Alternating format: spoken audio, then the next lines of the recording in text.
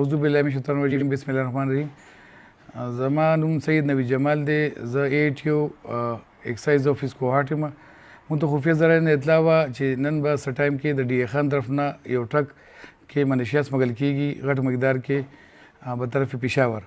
په هغه اطلاع باندې ما ایکسایز د نارکاټکس کنټرول وینګ سپیشل سکواډ چې کوم انچارج کوم لالګل خان و هغې مې طلب کړل او دې ناکهبندي وکړه ارباب ټاپو سره.